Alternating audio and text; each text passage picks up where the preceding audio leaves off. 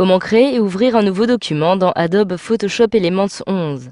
Alors, une fois que vous avez ouvert le mode éditeur de photographie du logiciel, il vous suffit de cliquer sur le menu Fichier qui se trouve ici, situé en haut à gauche, puis de vous rendre dans Nouveau, Fichier vide, et vous allez ainsi pouvoir ouvrir un nouveau fichier vide. Alors, si vous souhaitez gagner du temps, vous pouvez directement utiliser le raccourci clavier CTRL-N, et lorsque je clique dessus, automatiquement, une petite fenêtre des paramètres de base de mon nouveau fichier s'ouvre.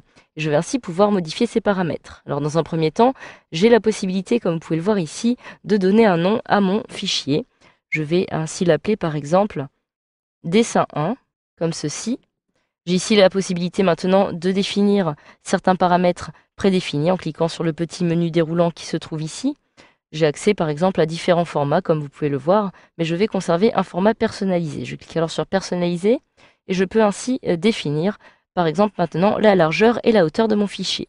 Je peux aussi modifier par exemple l'unité de mesure de cette largeur et de cette hauteur qui sont actuellement définies en pixels. Je peux alors choisir centimètres par exemple, ou millimètres, points, etc., etc. Je conserve les pixels.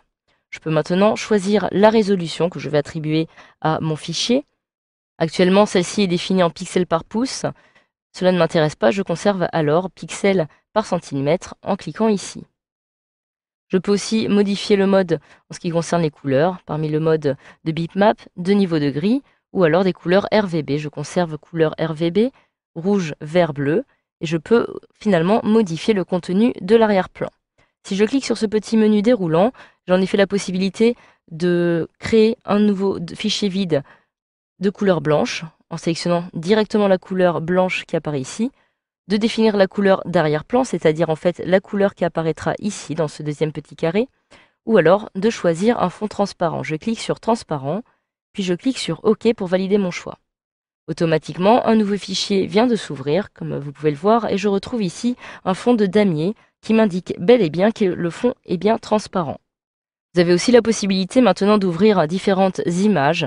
Alors cela est très simple, il vous suffit de cliquer directement sur le menu fichier puis ouvrir, ou alors de cliquer sur ouvrir qui apparaît ici. Il s'agit en fait d'un bouton d'accès rapide qui va vous permettre justement d'accéder plus rapidement à vos photographies. Je me trouve actuellement dans mon dossier de photographie intitulé Venise, mais si celui-ci ne vous convient pas, vous avez la possibilité de vous déplacer directement dans votre bibliothèque afin de parcourir parmi vos documents, et parmi les documents de votre ordinateur justement, l'album de photographie que vous souhaitez importer. Je me rends alors maintenant par exemple à nouveau donc dans mon dossier Venise qui se trouve ici, je clique dessus et je peux insérer par exemple cette photo, je clique dessus pour la sélectionner, puis je clique sur ouvrir. Automatiquement, ma photographie est intégrée à mon logiciel. J'ai la possibilité facilement de basculer d'un fichier à un autre puisque mon dessin 1 que j'ai précédemment ouvert est toujours ici. En effet, je le retrouve tout simplement dans cet onglet. Lorsque je clique dessus, je le retrouve comme ceci. Je peux basculer facilement afin de retourner sur ma photographie. Je peux aussi décider d'ouvrir plusieurs photographies en même temps, toujours en cliquant sur ouvrir. Comme c'est le cas ici, je clique à nouveau sur ce petit bouton et je peux maintenant faire le choix, par exemple, de sélectionner toutes les autres photographies que je n'ai pas encore pu ouvrir.